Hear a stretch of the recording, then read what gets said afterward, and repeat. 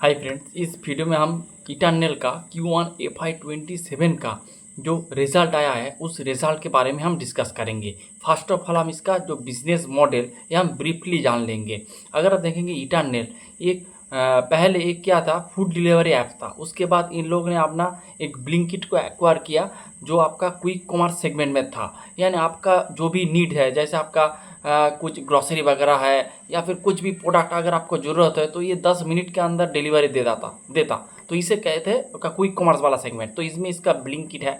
फिर अगर आप देखेंगे आपका जो कोई भी लाइव कॉन्सर्ट या फिर कोई भी क्रिकेट फुटबॉल टूर्नामेंट का मैच या फिर कोई भी आपका रेस्टोरेंट का टेबल बुकिंग, इस तरह का जो सेगमेंट है इसके लिए एक के पास जो गोइंग आउट करके एक सेगमेंट है। फिर इसके पास एक B2B वाला सेगमेंट है जिसका नाम है हाइपर प्योर। यानी इसमें ये लोग रेस्टोरेंट को ये लोग अपना जो रॉ मटेरियल वगैरह ये लोग सप्लाई करते हैं। ये इसका 4 मेन पिलर है। उसके साथ आप देखेंगे इसका और एक नया पिलर ऐड हुआ है जिसको ये आदर्श के फॉर्म में दे रहा है। एक बिस्ट्रो और नागट करके एक यहाँ है। बिस्ट्रो एक क्या है, एक किचन है जिसके थ्रू ये लोग हाई वॉल्यूम में आपका खाना वगैरह सर्व करते हैं अंडर 10 मिनट्स। इनमें इसके खुद का किचन वगैरह रहता है और इसमें ये लोग लो जो इसका जो प्राइस होता है कम होता है, 50 से 150 रुपीज़ के अंदर ये लोग सर्व करते हैं। ये हाई वॉल्यूम में प्ले करते हैं। ये हो गया आपका नागेट वाला बिस्ट्रो वाला सेगमेंट और नागेट वाला एक सेगमेंट है। इसमें ये लोग कुछ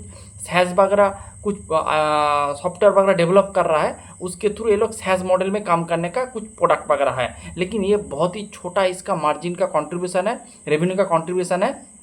मैनेजमेंट ने कहा है ये लोग इसको थोड़ा स्केल कर रहे हैं। अगर ये इसके बिजनेस के हिसाब से फिट आउट हो गए तो इसके ऊपर ज़्यादा फोकस करेंगे, नहीं तो इसको बंद कर देंगे।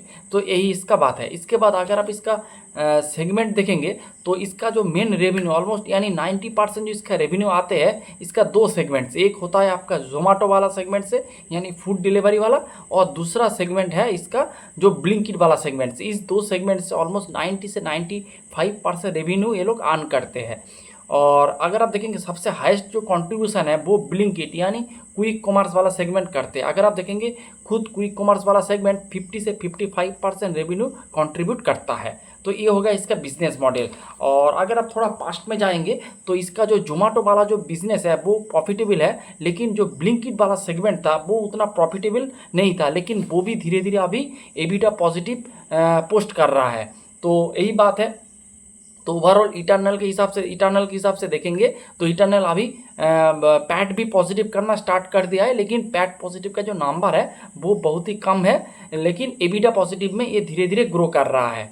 तो ये मोटा मोटी इसका बिजनेस वाइज डिस्कशन आप चलते हैं इसका Q1 FY26 के FY27 का रिजल्ट के बारे में। फर्स्ट ऑफ ऑल इसका हम कॉन्सोलिडेट रिजल्ट देखेंगे, फिर सेगमेंट वाइज रिजल्ट हम एनालिसिस करेंगे। तो कॉन्सोलिडेट में इसका जो नेट ऑर्डर वैल्यू है, नेट ऑर्डर वैल्यू का मतलब होता है आप जो भी ऑर्डर करते हैं, सपोज आपने कोई 100 रुपीज़ का एक प्रोडक्ट ऑर्डर किया है तो उसका जो MRP है उसे कहते हैं आपका ग्रॉस ऑर्डर वैल्यू। उसके बाद आप देखेंगे जो MRP है उसके हिसाब से आपको कुछ डिस्काउंट वगैरह आपको देना पड़ता है, कुछ आपका कमीशन वगैरह होता है। ये सब बात छोड़ के जो आते हैं आपके पास उसे नेट ऑर्डर वैल्यू कहते हैं। तो अगर आपको इस तरह का कोई भी सेगमेंट देखना है तो मेरे हिसाब से net order value will be the appropriate segment. तो उस नेट ऑर्डर वैल्यू पैरामीटर से आपको देखना है, उससे आपको असली पिक्चर आपके पास आ जाएगा। तो इसका नेट ऑर्डर वैल्यू अगर आप देखेंगे 54% से ग्रो किया है, बहुत ही अच्छे नंबर है। नॉर्मली 50-60% से ग्रो करता है। फिर इसका अगर आप एडजस्टेड रेवेन्यू देखेंगे तो 173% से ग्रो किया है, तो बहुत बेहतरीन नंबर है। फिर इसका एडजस्टेड एबिटा देखेंगे 223% से ग्रो किया है। 172 करोड़ था Q1 ऑफ FY26 में और अभी है 555 करोड़। तो आप देखेंगे बहुत अच्छा ग्रोथ है।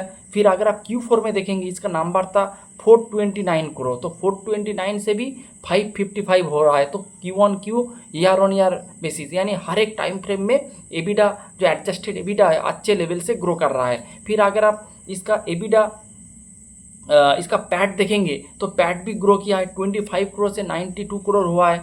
और Q4 में इसका नंबर था 174 करोड़। तो Q1Q बेसिस में नंबर थोड़ा ढीला है, लेकिन आपको हमेशा ईयर ऑन ईयर बेसिस में ट्रैक करना है। फिर इसका जो 4 सेगमेंट है मैंने पहले ही बताया। एक है फर्स्ट है इसका फूड डिलीवरी वाला सेगमेंट। फूड डिलीवरी वाला सेगमेंट इसका NOV 20% से ग्रो कर रहा है। अगर आप ठीक 3-4 क्वार्टर पीछे जाएंगे तो आप देखेंगे उसका फूड डिलीवरी वाला सेगमेंट 12, 13, 15% से ग्रो कर रहा था। लेकिन मैनेजमेंट ने कहा था 1-2 क्वार्टर पहले कि हमारा जो फूड डिलीवरी सेगमेंट है वो 20% से उसका एनओवी ग्रो करेगा। और उसी हिसाब से अगर आप देखेंगे इसका जो फूड डिलीवरी वाला सेगमेंट भी 20% से ग्रो कर रहा है। अब अगर आप इसके आगे वाले क्वार्टर में भी देखेंगे तो उसमें भी इसका फूड डिलीवरी सेगमेंट 19% से ग्रो किया था। इस क्वार्टर में 20% से ग्रो किया, जो कि बहुत ही अच्छी बात है। फिर इसका एडजस्टेड रेवेन्यू 33% से ग्रो किया है। एबिडा भी 45 करोड़ से बढ़कर हो चुका है 600 करोड़। तो एबिडा भी ग्रो किया है। एबिडा मार्जिन जो भी इसका भी ग्रोथ हुआ है 5.6% इसके एबिडा मार्जिन है। और इसका फूड डिलीवरी वाला सेगमेंट पैट पॉजिटिव है। फिर चलते इसका जो मेन सेगमेंट यानी क्विक कॉमर्स वाला सेगमेंट, तो इसका क्विक कॉमर्स वाला सेगमेंट भी बहुत अच्छे से ग्रो कर रहा है। वो भी जो लॉस पोस्ट कर रहा था अब धीरे धीरे एबिडा पॉजिटिव हो चुका है। क्विक कॉमर्स वाला सेगमेंट के एनओवी अगर आप देखेंगे तो 86% से ग्रो किया है। मैनेजमेंट का गाइडेंस था कि हमारा जो क्विक कॉमर्स वाला यानी ब्लिंकिट वाला सेगमेंट 60% कैगार में आपका मिड टर्म में ग्रो करेगा। तो मैनेजमेंट का गाइडेंस था 60% और ये ग्रो कर रहा है 86%। नॉर्मली 80, 86, 90% से अपना एनओवी को ग्रो करता है आपका क्विक कॉमर्स वाला सेगमेंट। फिर एडजस्टेड रेवेन्यू अगर आप देखेंगे 553% से ग्रो किया है। एडजस्टेड एबिडा यानी एबिडा का जो मार्जिन एडजस्टेड रेवेन्यू 553% से ग्रो किया है। और इसका एडजस्टेड एबिडा वो माइनस में था, -162 करोड़ था माइनस में, वो अभी +102 करोड़ हो चुका है। तो इसका नंबर आप देखेंगे ईयर ऑन ईयर बेसिस में माइनस से प्लस में आ चुका है। Q4 में था 37 करोड़, तो 37 जो Q4 में था बढ़ के हो चुका है 102 करोड़। और जो Q1 ऑफ FY26 में जो था आपका -162 करोड़ वो बढ़ के हो चुका है +102 करोड़। तो year on year basis Q1Q basis हर एक टाइम फ्रेम में इसका जो मेन सेगमेंट यानी क्विक कॉमर्स वाला सेगमेंट वो बेहतरीन कर रहा है।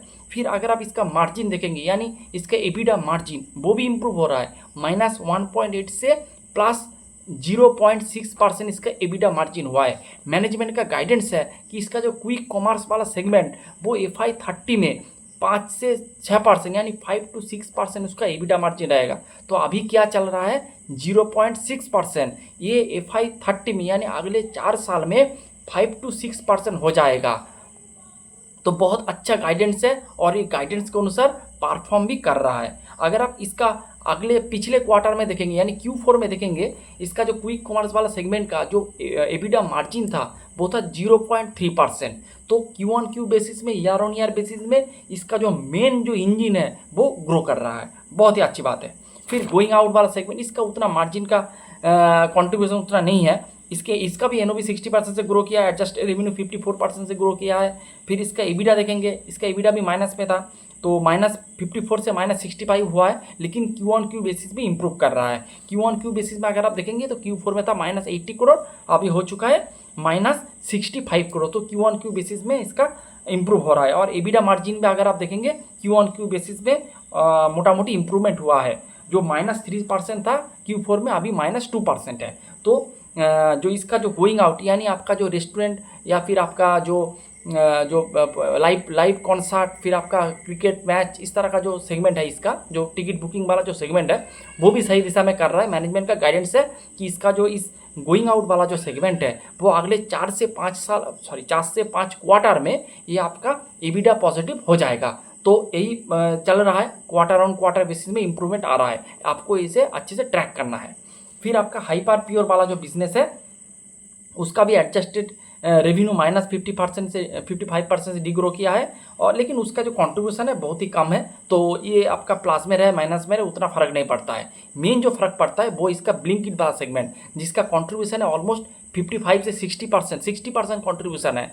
तो उस वाले सेगमेंट अगर अच्छा करेगा, उसके साथ इसका फूड डिलीवरी वाला सेगमेंट अगर अच्छा करेगा तो ये बिजनेस वाइज यानी कॉन्सोलिडेट बेसिस में ये अच्छा करेगा। ये हो गया आपका बात। उसके बाद मैंने एक अदर सेगमेंट के बारे में बोला था, तो अदर सेगमेंट वाला जो वो 95 करोड़ का रेवेन्यू किया है, लेकिन 94 करोड़ का एबिडा लॉस किया है। तो इसका जो अभी जो टोटल एबिडा हुआ है, अगर आप देखेंगे Q1 ऑफ FY27 के बाद इसका जो टोटल एबिडा हुआ है 555 करोड़ है। ये अबव ऑलमोस्ट 700 करोड़ में चला जाता अगर आपका जो नया वाला जो बिजनेस है अगर इसका एबिडा लॉस ना होता, तो ऑलमोस्ट करोड़ प्लस हो जाता। तो यही बात है, लेकिन मैनेजमेंट ने कहा ये नया कुछ ट्राई कर रहा है, देखते हैं कैसे क्या होता है। अगर अच्छे से काम किया तो इसमें और भी इन्वेस्ट करेंगे, अगर अच्छे से नहीं काम करेगा तो इसे शट डाउन कर देंगे। तो ये बात है। तो ओवरऑल मेरे हिसाब से बहुत बढ़िया नंबर है। जो आपका पैरामीटर आपको देखना है, मेनली जो क्विक कॉमर्स वाला सेगमेंट जो माइनस में था प्लस कर रहा है, मार्जिन इंप्रूवमेंट हो रहा है, जो अकॉर्डिंग टू मैनेजमेंट जो गाइडेंस था, एनओवी का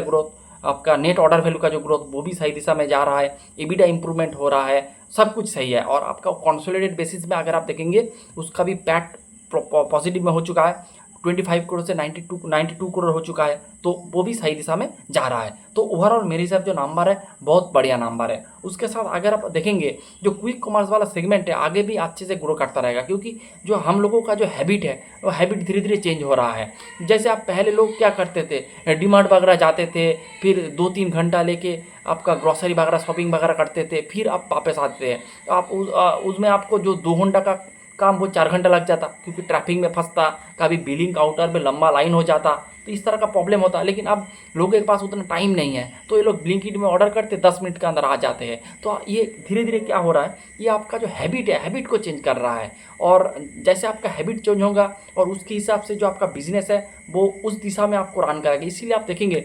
डीमार्ट वाला जो सेगमेंट है वो डीग्रो कर रहा है, और उसका जो उस बिजनेस को जो रिप्लेस कर रहा है यानी क्विक कॉमर्स वाला सेगमेंट, वो इसका मार्केट से खा रहा है। ये आपका डीमार्ट वाला मैनेजमेंट ने इसका शिकार कहते हैं। तो ये हो गया बात। उसके बाद मैनेजमेंट का जो गाइडेंस वगैरह था कि हम $1 बिलियन का एडजस्टेड EBITDA कर लेंगे। $1 बिलियन का मतलब होता है 9,000 to 10,000। तो मैनेजमेंट ने कहा था हम 9,000 से 10,000 करोड़ का हम एडजस्टेड EBITDA कर लेंगे आफ्टर FY 2030। तो FY 30 में ये लोग 9,000 से 10,000 करोड़ का ये लोग एडजस्टेड EBITDA करेंगे। अगर आप देखेंगे करंट पोजीशन में इसका एडजस्टेड EBITDA है 555 करोड़। तो अगले आने वाले क्वार्टर में, अगले आने वाले सालों में बहुत अच्छा खासा ग्रोथ का इसके पास अभी बाकी है। तो यही आपको देखना है, इसे ट्रैक करना है, किस दिशा में ये बिजनेस जा रहा है, ये आपको ट्रैक करना है, और उसके हिसाब से आपका एलोकेशन भी करना चाहिए। अगर अच्छी दिशा में परफॉर्म करें, अगर आपके पास है शेयर, तो आप अगर अच्छी दिशा में परफॉर्म करें तो आप इसे इन्वेस्ट करते जाएं, अगर ना करें तो आप अपना पोजीशन धीरे धीरे घटाते रहें। तो यही है ओवरऑल इटर्नल के ऊपर मेरा डिस्कशन। मेरे को ये रिजल्ट देख के ही लगा है, तो रिजल्ट मेरे हिसाब से एक्सेलेंट रिजल्ट है। मेरे रिजल्ट में मेरे को कोई भी खामियां मेरे को नज़र नहीं आया। तो यही था आज का video. Hope you like the video and thanks for watching.